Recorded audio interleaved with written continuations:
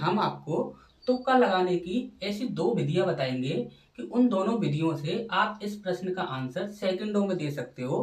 पहली विधि की बात करें तो पहली विधि से आपको क्वेश्चन को पढ़ने की भी आवश्यकता नहीं पड़ेगी।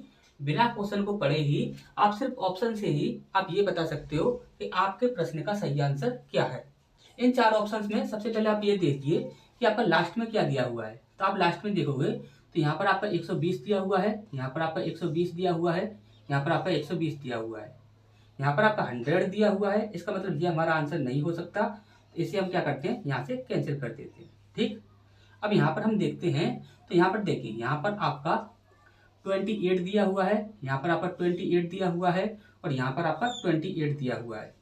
लेकिन यहाँ पर देखोगे तो यहाँ पर सिर्फ 20 है, तो ये हमारा आंसर नहीं हो सकता। इसे हम यहाँ पर कैंसिल कर देते हैं। इसके बाद हम लास्ट में देखते हैं तो यहाँ पर आपका 0 दिया हुआ है और यहाँ पर आपका 8 दिया हुआ है, यहाँ पर आपका 8 दिया हुआ है और यहाँ पर आपका 8 दिया हुआ है। ठीक, लेकिन यहाँ पर इन तीनों में कॉमन है लेकिन इसमें कॉमन नहीं है, तो इसे हम यहाँ पर कैंसिल कर देते हैं। अब हमारे यहाँ पर तीन ऑप्शन यहाँ पर हमारे कैंसिल हो चुके हैं।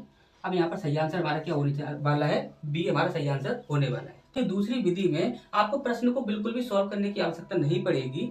आपको सिर्फ इतना देखना है कि आपके प्रश्न में पूछा क्या गया है। देखिए घनाभ की बात की गई है और हमें यहाँ से आयतन पूछा गया है घनाभ का। तो जो कुछ भी आपसे पूछा जा रहा है यदि उसका आपको रेशियो भी दिया गया है तो आपको प्रश्न सॉल्व करने की आवश्यकता नहीं है। सिर्फ आपको इतना करना होगा कि जो भी आपके रेशियो दिया गया होगा उस रेशियो से आपको डिवाइड करके देखना है चार ऑप्शन को।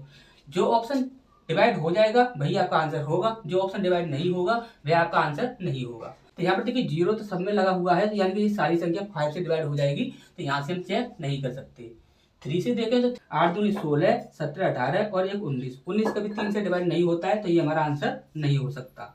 इसके बाद 8, 8 और 2 10, 10 और 2 12 और 1 13, 13 कभी भी 3 से डिवाइड नहीं होता, तो ये हमारा आंसर नहीं हो सकता।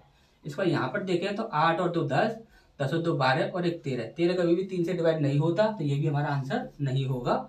इसके बाद 8 और 8, 8 दूनी 16, 16 17 18, 19 20 और 1 21, तो 21 जो होता है वह 3 से डिवाइड हो जाता है, तो यही हमारा आंसर होने वाला है। ठीक, अब क्योंकि ये 4 और 2 हो जाएगा 7 से 42, यानी कि ये संख्या जो है 7 से ही पूरी तरह से डिवाइड हो रही है। ठीक, अब इसका प्रूफ देख लेते हैं। यहाँ पर आपका 14 जो होगा वह आपका क्या होगा, x की वैल्यू हो जाएगी। यहाँ पर निकल कर आ गई है लंबाई, चौड़ाई और ऊंचाई। अब हमें क्या करना होगा, आयतन का आपका फॉर्मूला होता है L into B into H, यानी कि हम इनमें क्या कर देंगे, इंटू कर देंगे और इंटू करने पर हमारा जो होगा आंसर वह हमें मिल जाएगा। और इसका यहाँ पर आ जाएगा आपका 2। तो यहाँ पर जो हमारा आंसर बन रहा है वो कितना बन रहा है, 28 81 20। यहाँ पर देखोगे 28 81 20।